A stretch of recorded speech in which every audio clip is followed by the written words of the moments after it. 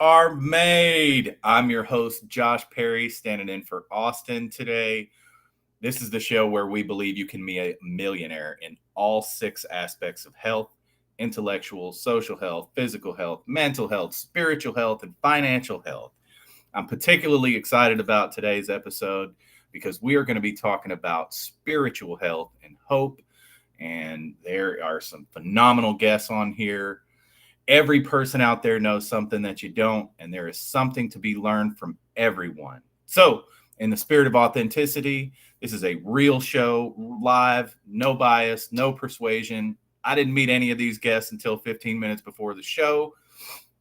Audience, please comment and ask any kind of questions you can or want to here. And if you guys need guests for your podcast, look, we've got 4 right here. Myself and our 3 guests, which I am happy to introduce Elizabeth Waters. Oh, Hello, Elizabeth. hi, Josh. How are you doing? I'm doing well. So tell us and our audience, who are you? Well, thank you for having me on your show. I appreciate it. And who I am is a present energy light being. So, what that means is I'm a conscious person who's very present. I feel like I'm a spiritual being and a human body experience. Awesome. So, Well, so, as so it's really important to get clear that who I am is present. And what I said to you was like not a story about like some label. yeah. So, yeah. So as far as your spiritual health and in particular hope, what would be your tip for our audience to grow their spiritual health? So I believe that through a lot of research, like I have been doing this for over 30 years. And what my conclusion is after studying almost every single religion out there and then growing spiritually is that in science it says we are energy cannot be created or destroyed. Mm. So what that means is that when we die, our body dies, but our energy goes back into the universe. So it's possible to have somebody that died and they came and put their energy in you. So you feel like you didn't lose them. That's one thing. The other thing is that there's like the ego, which is that mind, the voice that tells you you can do it or you can't do it. And then there's tissue and cells and carbon and water and energy, that thing that makes our tissue and our brain like suddenly snap and we have speech like no other species. And what I like to call that is our soul or light being. And it resonates just outside of our body, like 6 inches. And then internally, it's just energy that is light. And so I believe that we are all connected, that humanity is one, we're one with the universe, and that we don't have to go through a third party to talk to God or whatever you want to call it. So share with us the story behind how you learned that tip, because I'm sure there's an extensive story behind it. But, we got to condense it here for the show a little bit. Right. There's really not. What was important to me, I turned 18 and I grew up in a violent family. And at 18, I was like, I am not going to grow into the victim.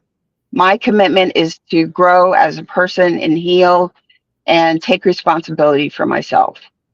So I wanted to learn everything every single day. I made a commitment to learn something new every day. And I made myself, the 2 words that I like to use is have integrity and commitment. So throughout the years, I've studied yoga to Tai Chi to Islam and Judaism, Buddha, Hindu, everybody. Like I have researched them and learned. Um, And then I just started listening to different people, and like Sadhguru is interesting. Stuart Wilde's another one, and they are amazing people with interesting perceptions about things. And I just pay attention to my mentors and take what I want and leave the rest. Awesome. Awesome. Well, I appreciate you sharing that tip. We'll bring you back on with the rest of our um, guests here in just a moment, and we can go dive further into that. So thank you, All Elizabeth. right. Thank you, Josh. Valerie, how are you Hey, today? still, I'm doing pretty good. I mean, I just woke up a half hour ago, but you Yeah. know, I work 12 to 9, so I got to get sleep sometime. I see. I see. Well, tell our audience and share with us, who are you, Valerie? Well, my name is Valerie Fuquay. I am an artist at heart. I did that painting that's on the wall there, and I'm also autistic and psychic, and I have been doing my best to kind of figure out this world that I'm stuck in and try to help take some of the learning curve out of it for other people too. Awesome. Well, what tip would you share with people on growing their spiritual health and, in particular, hope in their spiritual health? So the biggest thing that I had trouble with coming to terms with my abilities and the experiences that I was having, whether I liked it or not. I mean, I'm a pretty powerful person, and when you're autistic, it's really easy to just not experience the things that are happening. Hmm. And yet I still couldn't completely block my psychic experiences. I was still having deja vu left and right, sometimes twice in the same week or even day. I was still knowing things that I shouldn't have known, hearing people's thoughts before they said them, lots and lots of stuff. And the thing that I learned is that uh, spiritual health, psychic abilities, science, they're not mutually exclusive things. The thing is that where one stops describing the world is where the other starts describing the world. And so I stopped believing in human science and started believing in empirical science. And I still approach the whole thing like a scientist, testing things and having control situations so that I could understand what it was that was going on and not get lost in all of the terminology and things like that. I mean, for a very long time, I took a very scientific approach, but I learned in the last few years that the need to fully understand what was happening and how it worked and the scientific principles it was based on has held me back. So now I'm just sort of taking it on faith. Isn't that wonderful for a scientist? Yeah. It's Well, so like hard. like you said, faith is important to pick up where science leaves off, right? So, Yeah. very much appreciate you sharing that tip. And without going too deep, like, how do you think, or what is the main story that you have around learning that tip? Um, Being autistic, I found that most of my experience, most of the things that have happened to me, most of how I view the world is not echoed in the world around me. Mm, Nobody else has a clue what I'm talking about most of the time. I mean, I have trouble interpreting multiple senses at the same time. Nobody else seems to have an issue with that. I look at a person's face and I go, what emotion is that? And it takes me a while to remember when somebody else had that emotion and actually said what it was. mm. I don't have an intuitive nature for this world. It's like everybody else was handed a manual when they were born, and I didn't get it. Yeah. I think we can all relate to that in some aspects. So, Uh-huh, yeah. Well, I don't know. very- Maybe we all got one, and mine is just missing all the pages. yeah. Well, I appreciate you sharing, and let's discuss that more with the group here as we bring everybody back on. I want to introduce our final guest here, but last but not least, for sure, Elizabeth Eggs. How are you today? I am doing fabulous, and I am so excited to be here and get to share a little bit of my knowledge with you. Thank you for having me. Good. Yes, ma'am. Thank you. Yeah. So, explain to our audience a little bit. Who are you, Elizabeth? I am a transformational coach as well as an inspirational speaker where I have gained wisdom and knowledge fighting through the darkest days of my life that all started at the age of 14. I was chasing after my dreams and my goals of making it big on the country music stage. Everybody knew me for my voice, and I knew I was going places. But then 1 week into my freshman year of high school, my whole entire world was shattered. I was severely injured in a car accident that essentially left me fighting for my life. I was given less than a 25% survival rate. I suffered a traumatic brain injury. Once I came out of my coma, I had to relearn how to do everything again and had to rely on someone to help me with absolutely everything. I was no longer that beautiful, independent 14-year-old girl. My life was over. The life I knew was completely over. I made it back into school and was faced with the most difficult challenges that I never dreamed or imagined. I would come home from school multiple times a week dealing with judgment, rejection, just being an invisible nobody, which I never was before. And I would tell my parents that I wish I was dead. I want to kill myself. I should have died in that car accident. But it would be in those times when I wanted to do nothing but give up that a voice would come over my heart, a voice that brought me an overwhelming amount of comfort and peace and would bring me hope. It was the voice of God saying, I have a plan for you. You can't stop. You have to keep going. I knew in that moment that I was going to need to one day be for someone else exactly what I needed, so I couldn't stop.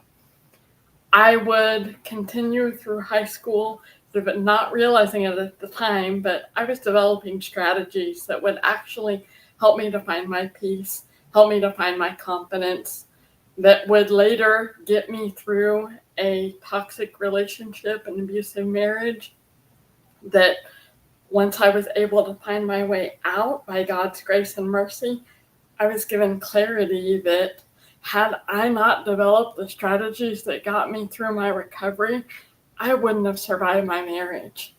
Now I am so blessed to get to teach these strategies to my clients and help them along so that they can find their pathway to peace the same way that I have.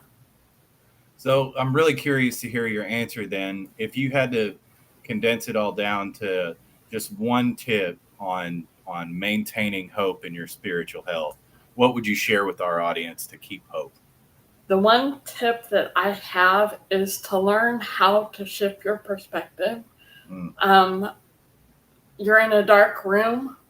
You need to start turning on the light one by one. At the end of every day, reflect back on your day and think of 3 positives. As you focus on those 3 positives, it may be difficult in the beginning. You may come up with 1, you may come up with 2. Do your best to come up with 3. As you continue to focus on 3 positives a day, what you focus on grows. You will begin to see more and more positive. For me, I started going to bed each night praying to God, thanking Him for my life and thanking Him for my blessings. An attitude of gratitude. No matter what I was going through, keeping that attitude of gratitude is what got me through. And just asking Him to lead me and help me to make the right choices so that I could do His will with my life. I had no clue what His plan was, but I've realized now that that plan perfectly aligns with my purpose. Well, I want to bring all the rest of our guests back on to discuss and And your story in particular is very, very powerful. Yeah. I appreciate you sharing it and stuff. I have a country artist that I manage actually who's had a very similar situation. He was a veteran that was blown up in Iraq and Afghanistan and spent 3 months in a coma and had to learn how to read, write, and speak again. And we're fixing to release his album here in a couple months. So That's awesome. Oh. But what did you, Elizabeth Waters and Valerie, think about Elizabeth Meg's tip here? I really identified with her whole story, actually.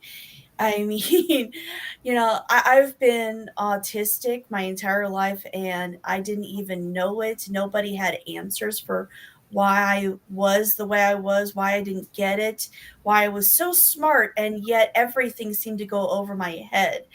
And I felt very alone, very hopeless, and I was absolutely terrified of the idea of having to grow up and be an adult and not have other people around me helping me to get through this world that made zero sense to me.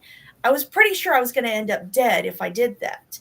And I got to tell you, I was suicidal throughout most of my early life, right up until I ended up seriously ill and fighting for my life at 14. Isn't that a coincidence? Yeah. That was the first time I chose to be here. What about you, Elizabeth Waters? How did a shift in perspective affect you? So Elizabeth's story about gratitude is this wraps up all into hope.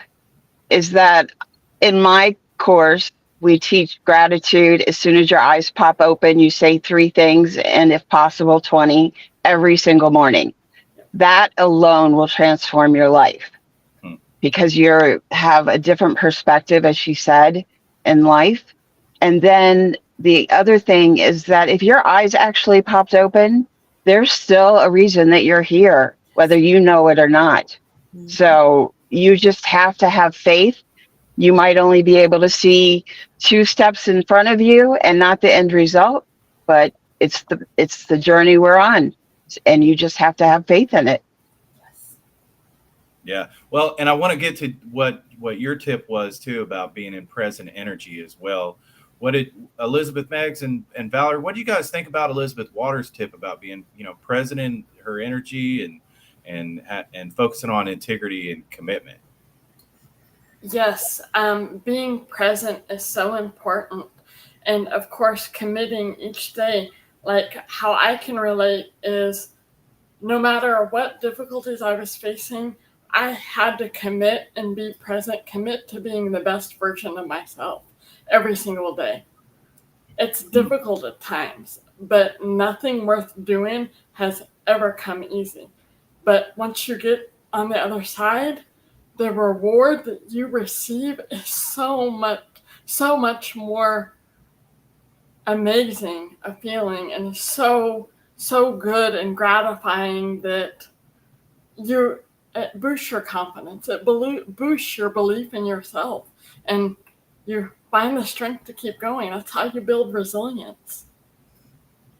Yeah, and I want to kind of add to that, even that one of the things Elizabeth Waters said was being like detaching from your ego, right? And that little voice in your head. I actually have a tattoo on my chest that is a constant reminder for me. It's actually an insignia that says "Death to the Enemy" from the base that I was born on in England.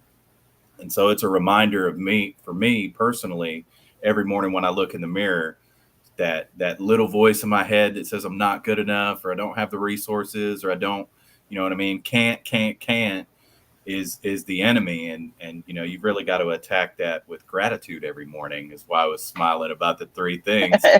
Yep. I literally, as soon as I open my eyes, do that myself. And then Valerie, I want to get to yours as well, and I at least here for sure, because something that the audience may not know about me, and I really relate to your story. I actually have 2 autistic sons and have been an autism advocate for a long time. Me and my now ex-wife did the first autism awareness events in the state of Arkansas, and I'm actually a sponsor for the SLS community, that is the largest neurodiverse community in the country that they're building right now here in Fayetteville, Arkansas.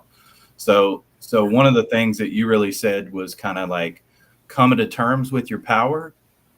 And Yeah, before we move on to that, I actually hadn't had a chance to mention my thoughts on what Elizabeth Waters had said about oh hope yeah, and being present. yeah, That's actually been a lifelong battle for me. Being autistic, I was basically born with a chasm between me and reality. And so I've actually had to fight to get past all of the absolutely paralyzing terror that has blocked me from being able to be present. I feel like if I remember back far enough to even in my early 20s, I was asleep. I feel like those memories were while I was asleep because I just wasn't present. I couldn't be. I didn't know how.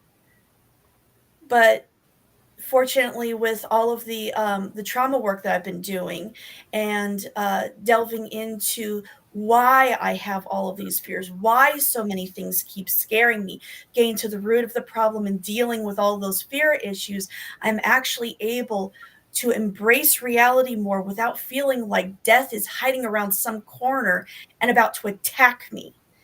Luckily for me, though, I've actually had my abilities to fall back on. One of them is the ability to sense the future, which is absolutely perfect for me because I can see where death is. I can see it. It's not hiding around the corner, it's way out there. And I can see myself approaching it, but it's going to take a lot of years to get there. So that's been extremely helpful for me learning to trust reality again because I know exactly where death is, which means that where I'm at right now is going to be safe. yeah. So what was your question when you were moving on to me again? I do apologize. I did No, forget. no need to apologize. You were just talking about, really coming to terms with your power. And I kind of led into that because I feel like Mm-hmm. being present in the moment and coming to terms with your power are kind of like Yeah. a 1-2 punch there, right?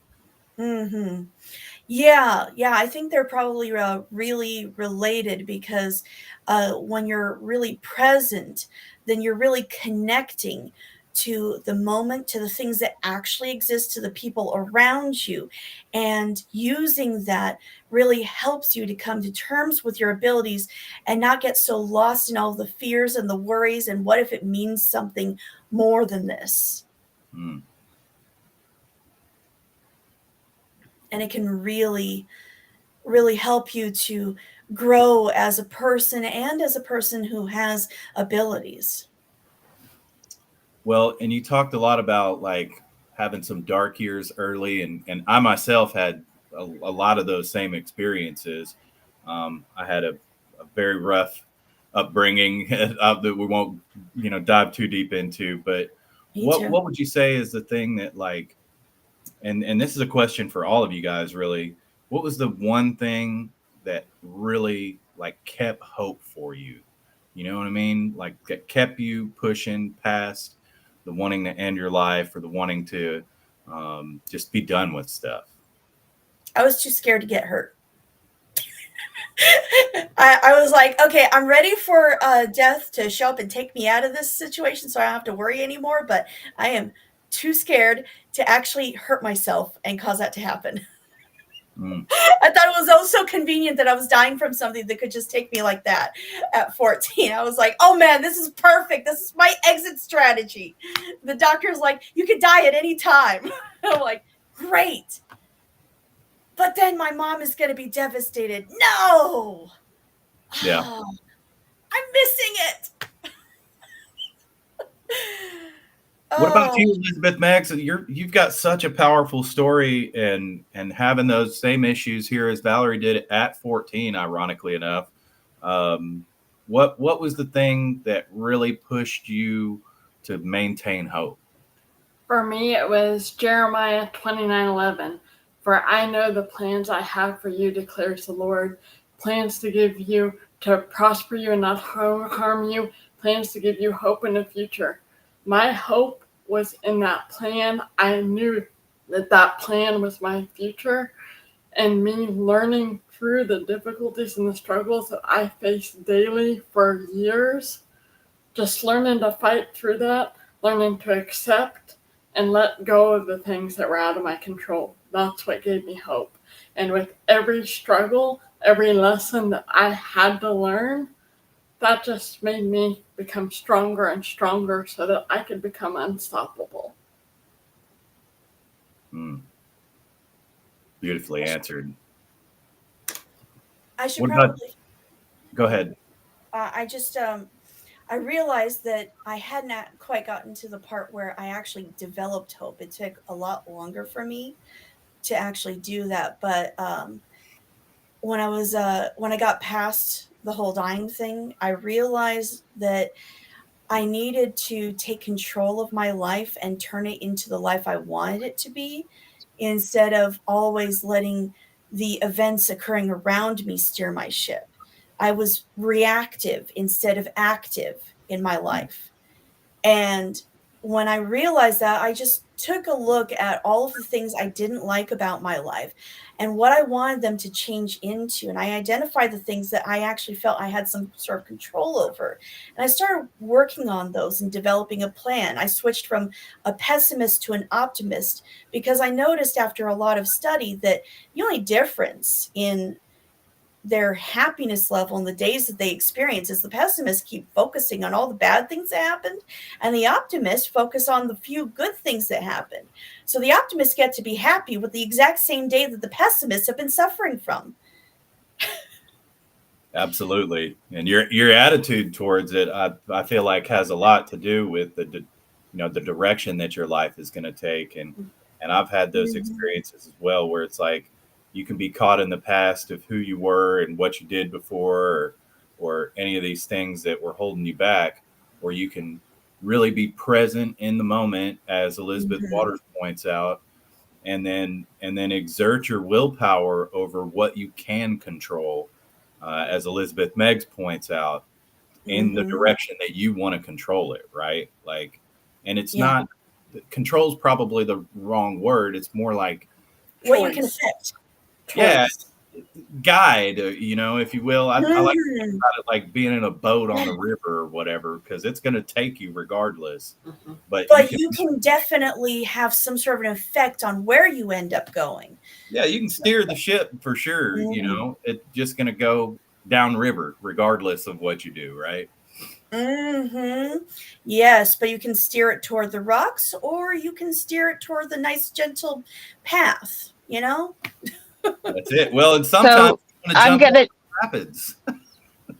So I'm gonna jump in here real quick and answer it because I know we only got a couple minutes left, but it's an important thing for me. I disagree with all of you. I base my program on core values, like what's the top 10 core values. And for all my clients, they have to have a spiritual or God-based philosophy. It has to be number one for me as a value. And then you can prioritize however you want, but that has to be first. And in saying that, I don't believe that we're in control of anything. And I think that it's important to build our tools as humans and just follow the path that we're guided down with confidence that we'd be able to handle whatever comes up. I can relate to all three of you. I'm not going to get into my story, but I can relate to all three of you. And